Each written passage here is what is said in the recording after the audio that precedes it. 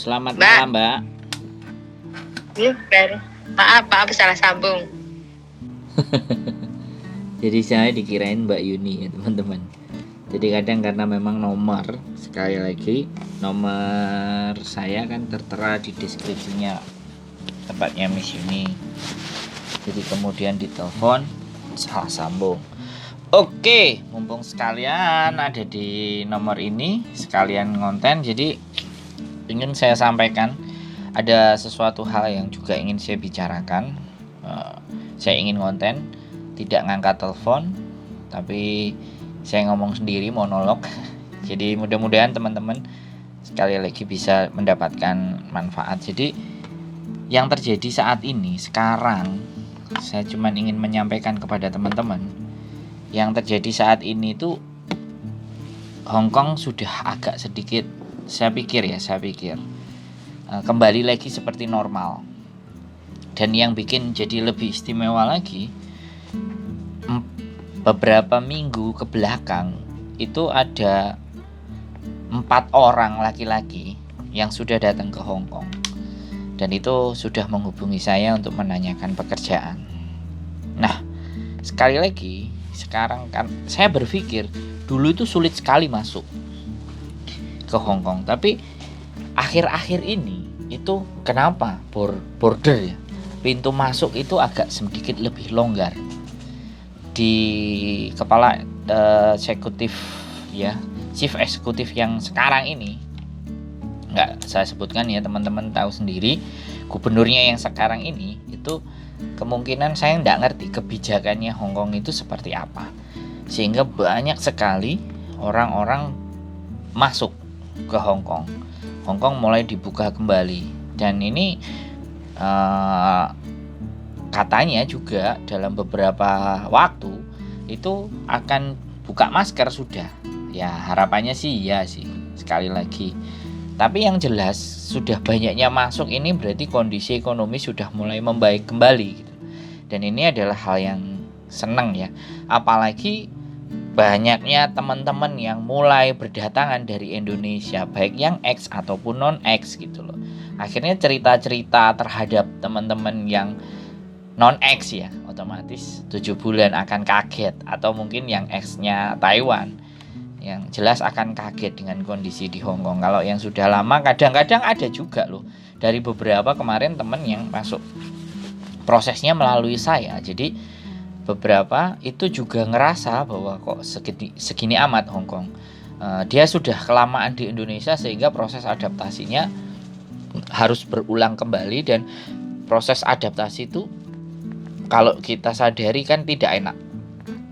Jadi di saat kita bisa mengendalikan sesuatu, terus kita berada di satu wilayah ataupun satu tempat dan kita tidak bisa mengendalikan suasana dan keadaan di situ, itu kan akan membuat kita jadi agak lebih gak enak gitu loh.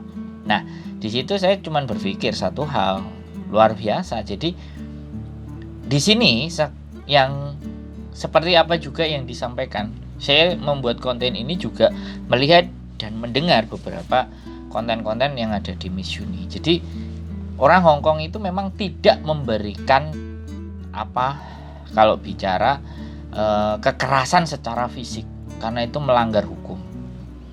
Tapi justru berbahaya ketika tidak melakukan kekerasan fisik, mereka melakukan kekerasan secara psikis ataupun mental. Dan inilah yang harus menjadi tantangan. Inilah yang menjadi PR besar ya. Sekali lagi, kalau di dalam bahasa ilmiah itu namanya culture shock. Jadi keperbedaan budaya. Jadi culture shock. Jadi kita itu tiba-tiba ditaruh di Hong Kong, di mana orangnya itu kalau ngomong kenceng, kalau ngomong keras, dan temperamen, salah sedikit dimaki-maki gitu. Salah sedikit udah kayak nggak terima. Jadi terkadang kita merasa kok kita itu diperlakukan. Makanya banyak teman-teman di banyak organisasi itu menggaungkan bahwa we are not slave, kita bukan budak. Jadi itu karena mungkin sekali lagi ya, kita tidak terbiasa kan untuk bagaimana keadaan dan kondisi di Hong Kong. Saya pun jangankan kok teman-teman, saya aja yang notabene-nya bekerja, yang bisa dikatakan bahwa ibaratnya identitas oke lah. Jadi menerima makian dan menerima cacian itu juga sering. Apalagi saya pernah juga bekerja untuk jadi sungfo. Sungfo itu angkat-angkat barang. Angkat-angkat barang. Jadi kalau angkat-angkat barang itu saya kebetulan dengan sopir dan hampir berantem. Jadi saya jadi kulinya, terus ada sopirnya. Nah, dia main cepat. Saya juga kadang-kadang emosi, kan sudah capek, dia teriak-teriak, Indomie 1 bungkus 1 karung aku tendang di depannya dia. Kalau mau ngajak ribut, kamu ayo kita ribut. Kalau udah digituin, orang Hongkong sudah, dia takut. Jadi kadang-kadang kayak gitu. Kita lama-lama juga pernah, saya juga pernah mengalami masa seperti itu ya teman-teman. Dan ini jangan ditiru gitu loh. Karena namanya, soalnya sepadan cowok sama cowok, dan dia jadi sopir gitu kan. Nah, bahkan terakhir kali ya, pengalaman yang menarik saya kemarin itu, ya teman-teman kan tahu saya bekerja di mana, di agen apa, teman-teman kan juga tahu. Saya itu nggak pernah khawatir atau nggak pernah takut ya kepada apapun dan siapapun ya, selama kita meyakini hal itu yang benar. Jadi kemarin ketika bekerja, dan bekerja itu gajinya juga nggak tinggi menurut saya, gajinya sangatlah rendah, gajinya hampir sama kayak gajinya teman-teman ya kan. Tapi dengan status kan otomatis kan, ibaratnya kasarannya ngomong itu saya kerja part time. Nah sekarang kerja part time itu loh, kalau maki-maki, bahasa Jawanya itu ngelokno ya kan, menghinanya kalau bahasa Indonesia, itu dalam menusuk ke hati. Saya tunjuk mukanya. Dan kebetulan ada istri saya juga di situ. Dari situ saya sudah muak kalau saya sudah mentok seperti itu. Nah, itu mungkin nggak akan pernah bisa dilakukan dengan teman-teman ya. Karena sekali lagi beda penempatan. Tapi juga dibutuhkan untuk keberanian. Jadi momentum. Ada yang memang berani, ada yang juga cari aman. Jadi harapan saya kalau teman-teman tidak berani membalas ataupun tidak berani, kalau kata orang Hongkong itu kok coy, kalian harus bisa healing di luar.